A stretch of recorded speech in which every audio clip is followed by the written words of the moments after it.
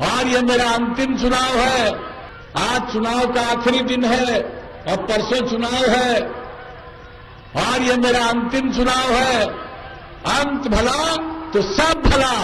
इस चुनावी सभा की अध्यक्षता कर रहे भारतीय जनता पार्टी के पूर्णिया जिला अध्यक्ष श्री राकेश कुमार जी, मंच के संचालक जनता दल यू के धमदाहा प्रखंड के अध्यक्ष श्री शंभू कुमार सुमन जी, धमदाहा विधानसभा निर्वाचन क्षेत्र से एनडीए जनता दल यूनाइटेड की लोकप्रिय उम्मीदवार श्रीमती लेसी सिंह जी, यहां पर हमारे साथ आए हुए जदयू के नेता ललन सर्राफ जी, प्रदेश जनता दल यू के मुख्य प्रवक्ता संजय सिंह जी, पूर्णिया जिला जनता दल यू के अध्यक्ष शंभू प्रसाद मंडल जी, हम पार्टी के नेता श्री मनोज ऋषि जी, जदयू के प्रवक्ता श्री शिवशंकर निषाद जी, इस कार्यक्रम में मौजूद भारतीय जनता पार्टी के सम्मानित नेतागण सर्व श्री बोती जी, श्री कौशल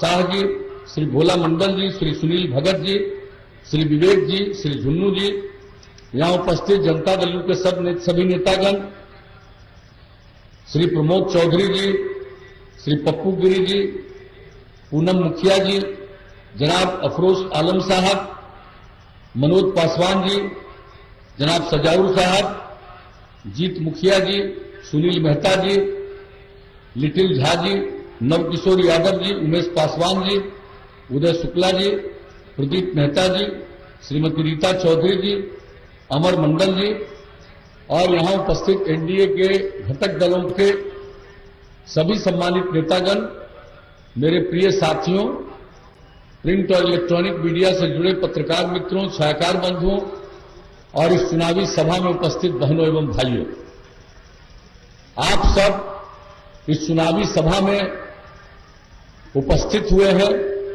पूरे उत्साह के साथ मैं आप सब लोगों का अभिनंदन करता हूं और यहां उपस्थिति के लिए आपको मैं हृदय से धन्यवाद देता हूं।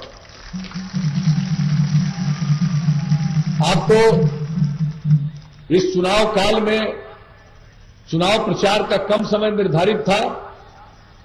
कोरोना जो पूरे दुनिया भर में फैला हुआ है, उसी के मद्देनजर पहले तो काफी समय मिलता था, सब जगह चले जाते थे, लेकिन इस बार चाह कर भी हर जगह जाना संभव नहीं था। लेकिन पूर्व की तरह, पहले की तरह फिर धमदाहा में आपके बीच उपस्थित होने का मुझको मौका मिला। मैं इस धरती का नमन करता हूं, आप सबका अभिनंदन करता हूं। और हम तो एक ही बात कहने के लिए आए हैं। वैसे तो हर साल हम हर जिला में घूमते रहते हैं, हर इलाके में जाते हैं, यहां के साथ तो बहुत पुराना संबंध है।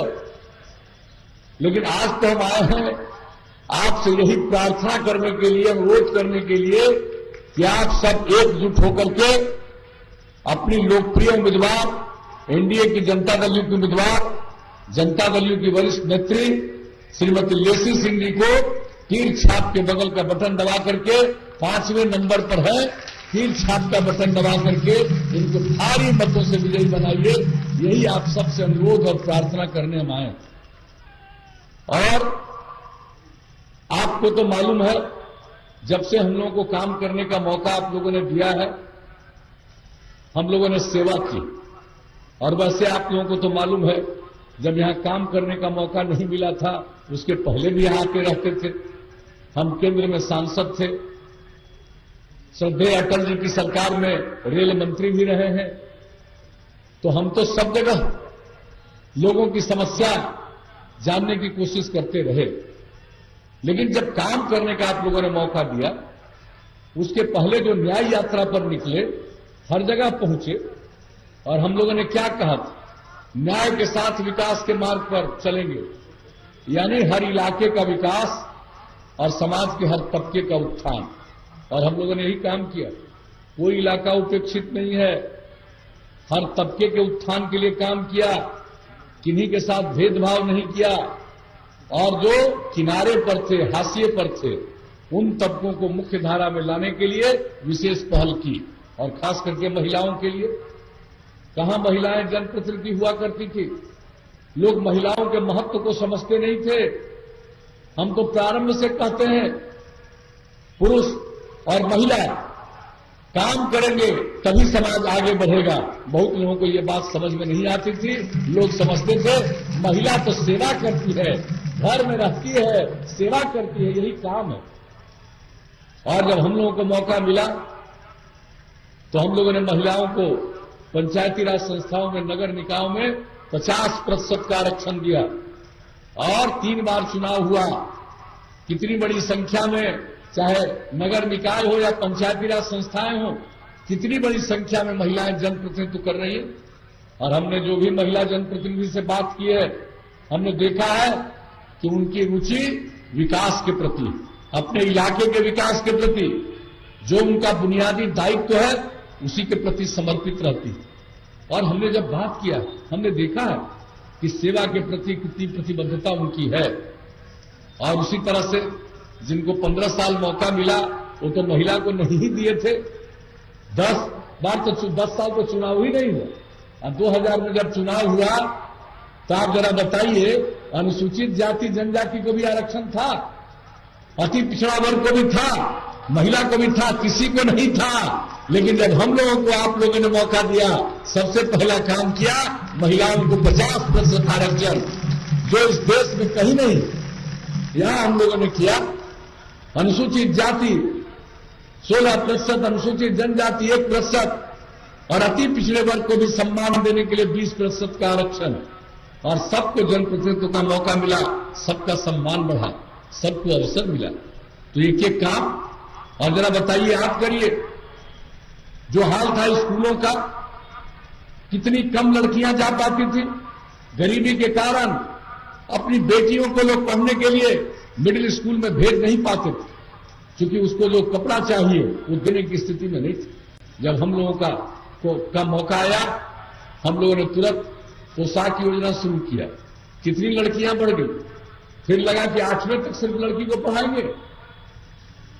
हमने देखा कि हाई स्कूल में 9वीं क्लास में पूरा बिहार, इतना बड़ा राज्य, इतनी बड़ी आबादी, और 1,70,000 से भी कम लड़कियां पढ़ती थी। हम लोगों ने साइकिल योजना की शुरुआत की और लड़कियां साइकिल चलाकर स्कूल जाने लगी। कितना आत्मविश्वास का भाव पैदा हुआ। कई लोग मेरी आलोचना करते थे कि लड़की को साइकिल दे रहा, लड़की कहां साइकिल चलाती है, वो साइकिल चलाएगी, उसको लोग तंग करेगा। हमने हंसते हुए जवाब दिया था, कोई तंग नहीं करेगा, हर परिवार की लड़की को साइकिल मिल रहा।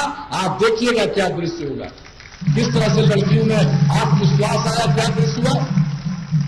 और जब जगह जगह जाते थे तो लड़का भी मांग करने लगा, अंकल कुछ हम लोगों पर भी ध्यान दीजिए। तो 2 साल के बाद लड़कों के लिए भी हमने शुरू कर दिया। लेकिन आप जान लीजिए, अब लड़का लड़की बराबर हाई स्कूल में भी। और इस बार जो मैट्रिक की परीक्षा हुई उसमें लड़की की संख्या लड़का से थोड़ा ज्यादा ही थी। तो आप सोच लीजिए कितना बड़ा परिवर्तन, कितना स्कूल, कितना शिक्षक, सबको लाए, काम करना शुरू किया। और यहां प्राथमिक विद्यालय में भी कुछ तबके के लोग स्कूलों से बाहर रहते थे, अपने बेटे बेटियों को नहीं भेज पाते थे। हमने उसका भी आकलन किया, ये कौन है। तो पता चला कि या तो महादलित है या अल्पसंख्यक समुदाय के। हम लोगों ने टोला सेवक, तालमी मरकज, स्वयंसेवक के माध्यम से 30,000 लोगों को लगाया और उनको उनके 60 साल की उम्र तक अब भी काम दिया है। अब सबको स्कूल पहुंचाया। अब न के बराबर स्कूल के बाहर लोग हैं। तो आप समझ लीजिए, जो काम करने का मौका मिला, हम लोगों ने काम शुरू किया। अस्पताल का क्या बुरा हाल था। कोई अस्पताल जाता था, कोई इलाज होता था सरकारी अस्पताल में, आप जान लीजिए। और नई पीढ़ी के लोगों को बता देना चाहिए, जब हमने सर्वे किया तो पता चला प्राथमिक स्वास्थ्य केंद्र में 1 महीना में 39 लोग जाते थे। अब आप बताइए, यानी एक दिन में 1 आदमी, किसी किसी दिन 2 आदमी। जो हम लोगों ने काम करना शुरू किया, डॉक्टरों का प्रबंध, अन्य लोगों का प्रबंध, दवा का प्रबंध। अब कितनी तेजी से लोग अपने इलाज के लिए सरकारी अस्पताल जाने लगे। और अब तो जान लीजिए, अब प्राथमिक स्वास्थ्य केंद्र में 1 महीने में औसत, ये तो कोरोना का दौर चला है 8 महीने से, इसके पहले आप जान लीजिए 1 महीने में औसतन बिहार में प्राथमिक स्वास्थ्य केंद्र में 10,000 लोग इलाज के लिए जाने लगे। आप सोच लीजिए, किसी भी क्षेत्र में, हर क्षेत्र में सड़क का निर्माण, सरकारी कार्यालयों का निर्माण, क्षेत्र के विकास का काम, पंचायत सरकार भवन का निर्माण कराना शुरू किया। कौन सा काम नहीं? आपदा पर काम। पहले आपदा के बारे में कोई सोचते थे? बाढ़ आती थी, लोग परेशान होते थे, कोई राहत नहीं मिलती थी। और हम लोगों को जब मौका मिला 2007 में, जब 22 जिला प्रभावित हुआ, 2.5 करोड़ लोग बाढ़ से प्रभावित हुए, हम लोगों ने आपदा प्रबंधन का जो काम किया और यही कहा कि सरकार के खजाने पर पहला अधिकार आपदा पीड़ितों का है। जो काम करना शुरू किया, लोग कहां मदद करते और एक एक करके सब मदद, सब काम। और जान लीजिए, हम लोग काम करते रहे। हर 5 साल में जो काम किया, उससे आगे अगले 5 साल में, और इस बार जो काम करने का मौका मिला, क्या स्थिति थी भाई? पहले बिजली का क्या हाल है? लालटेन का जमाना था। गांव को छोड़ दीजिए, शहर में भी न के बराबर बिजली। तो ये स्थिति थी। अब उसके लिए भी जो हम लोगों ने समाधान का प्रयास किया, आप अच्छी तरह जानते हैं किस तरह से हम लोगों ने काम किया। हर घर बिजली पहुंचाने की हम लोगों ने योजना बना दी और 2018 के दिसंबर का लक्ष्य था, 2018 के अक्टूबर में ही ये काम पूरा हो गया। अब आप समझ लीजिए किस तरह से हम लोगों ने काम किया है। हर घर बिजली पहुंचाने की हम लोगों ने योजना बना ली और 2018 के दिसंबर तक काम पूरा करना था, 2 महीना पहले कर दिया। पहले जो लोगों को काम करने का 15 साल तक मौका मिला साहब, क्या बिजली की स्थिति थी? पूरे बिहार में 700 मेगावाट की खपत। आप लोगों ने हम लोगों को मौका दिया, हर घर बिजली पहुंचा दिया, जर्जर तार बदल दिया और अब तो बिजली की खपत और बढ़ रही है। अब तो लोग खेती में भी, सिंचाई के लिए भी बिजली का इस्तेमाल कर रहे हैं और आप 6,000 मेगावाट से ज्यादा बिजली की खपत बिहार में हो रही है। और 5,000 करोड़ रुपया से ज्यादा जो सरकार बिजली खरीद करके लोगों को आपूर्ति कर रही है, सरकार की तरफ से 5,000 करोड़ रुपए से भी ज्यादा का अनुदान है। आप जान लीजिए। तो हम लोग कहते हैं, उसको करते हैं, और एक एक काम। और आपको बता देना चाहते हो, अब आगे जब काम भी, इस बार जो मौका मिला, हम लोगों ने और क्या कहा, हर घर नल का जल, उसके लिए तेजी से काम चल रहा है। हर घर तक पक्की गली और नाली का निर्माण, हर गांव तक पक्की सड़क, और जो टोला था वहां तक भी टोला संपर्क योजना, शौचालय का निर्माण हर जगह, ये सारा काम किया गया। उसको हम लोगों ने करना शुरू किया। आप जान लीजिए, आपके क्षेत्र के बारे में हम बता देना चाहते हैं। गुणवत्ता प्रभावित है, थोड़ा समय लगता है। आधा से ज्यादा इलाके में आपका नल का जल हो गया, बहुत तेजी से काम चल रहा, बहुत जल्दी पूरा हो जाएगा। और घर तक पक्की गली और नाली में कुल मिला के 617 वार्ड में ये काम पूरा हो गया। और ग्रामीण टोला संपर्क योजना में 28 बसावटों को संपर्कता प्रदान की गई। और ग्रामीण सड़कों का निर्माण 166 ग्रामीण सड़कों का निर्माण इस विधानसभा क्षेत्र में हुआ। 394 किलोमीटर सड़क बनाया गया गांव को जोड़ने के लिए। तो जो कहा उसको करने की कोशिश हम लोगों ने की है। और कौन सा काम नहीं, आप समझ लीजिए, राज्य उच्च पथ धमदाहा रुपौली तक 20 किलोमीटर लंबाई के पथ का निर्माण कराया जा रहा है।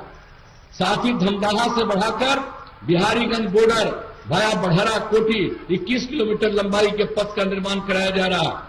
हर प्रकार से ये सारा का सारा काम धमदाहा एवं कृत्यानंद नगर में कुर्सेला, मीरगंज, सरारी, काला बलुआ, रानीगंज 33.6 किलोमीटर पथ का निर्माण कार्य पूर्ण कराया गया। मतलब पथ का निर्माण, एक एक चीज, हर तरह का काम हम लोग जो कहते हैं उसको करते हैं। तो काम तो किए हम लोग। और एक बात और बता देते हैं कि किस तरह से अपराध पर नियंत्रण किया। आप जान लीजिए, अपराध पर जो नियंत्रण किया, शाम के बाद किसी की हिम्मत होती थी घर से बाहर निकलने की, नई पीढ़ी के लोगों को बता देना चाहिए।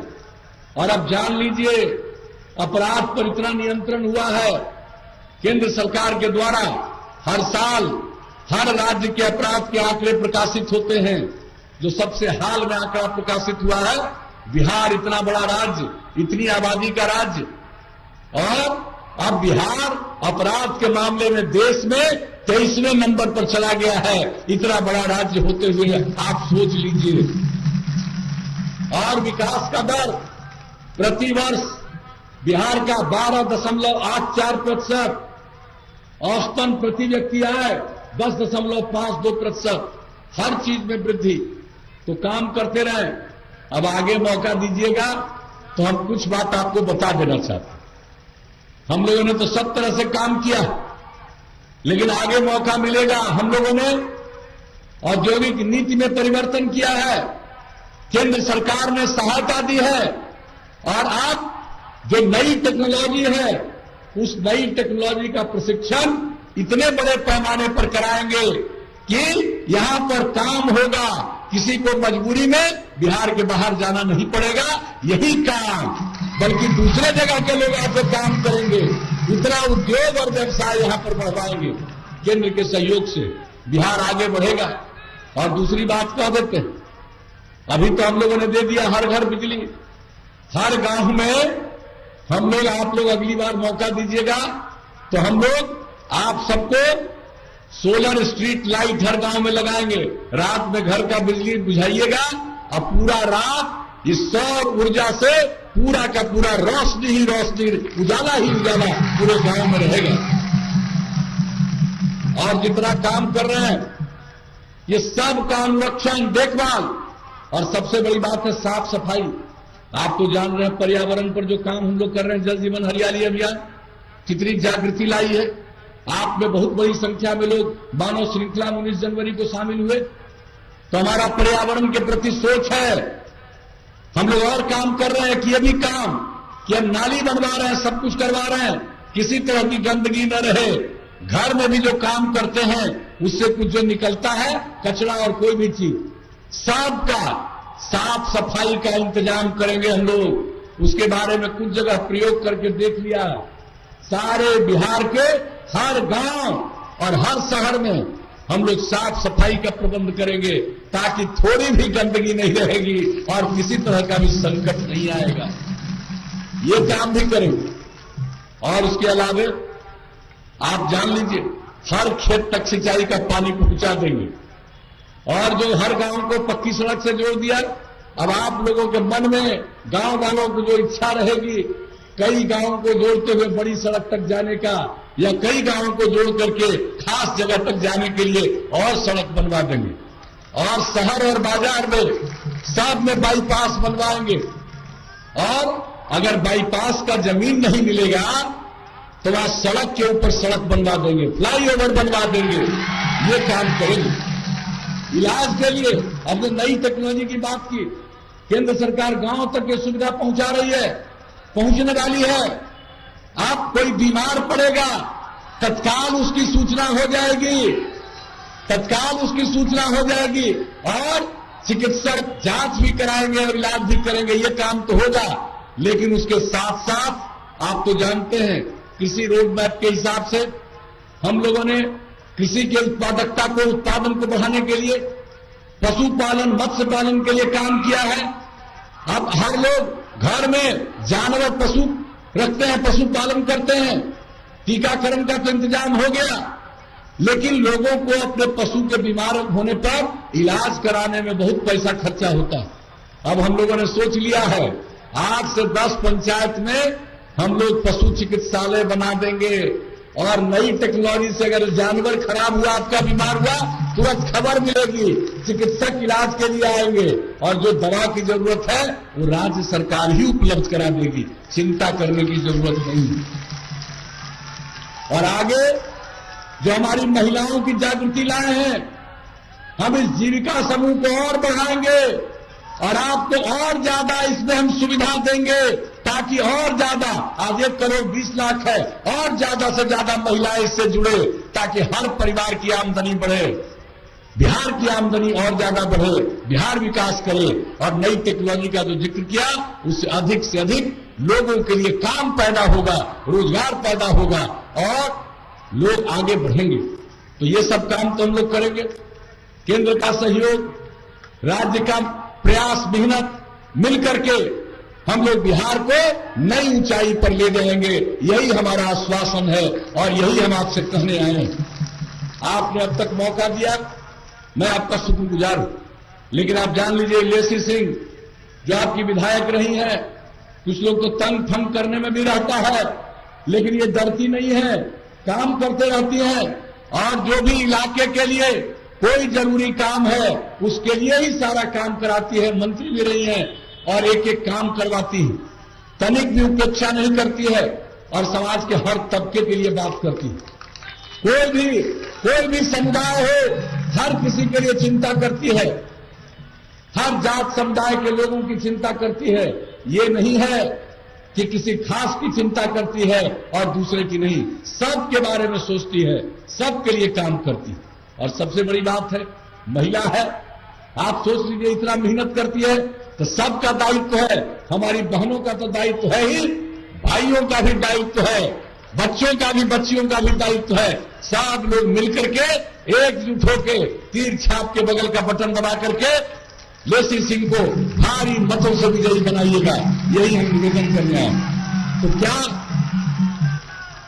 और जान लीजिए आज चुनाव का आखिरी दिन है और परसों चुनाव है और ये मेरा अंतिम चुनाव है। अंत भला तो सब भला। अब आप बताइए, वोट दीजिएगा ना इनको, हाथ उठा के बताइए। बहुत बहुत धन्यवाद। हम इनको जीत का माला समर्पित कर दें, जीत का माला समर्पित करें।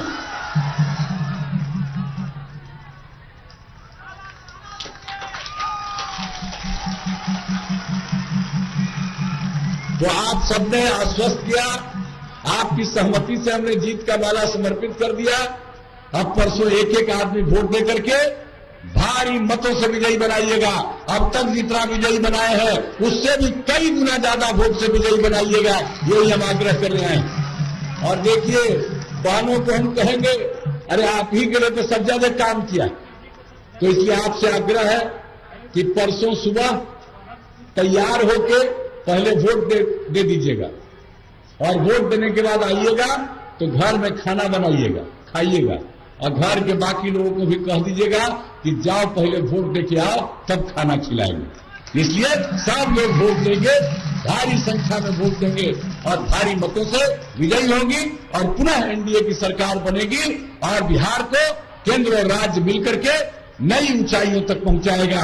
हम सब बिहार को एक विकसित राज्य के रूप में परिणत करेंगे। इन्हीं शब्दों के साथ आपने जो वचन दिया, आश्वासन दिया, इसके लिए मैं आप सब लोगों को धन्यवाद देता हूं, आप सबका अभिनंदन करता हूं और इतना ही कहते हुए मैं अपनी बात को समाप्त करता हूं।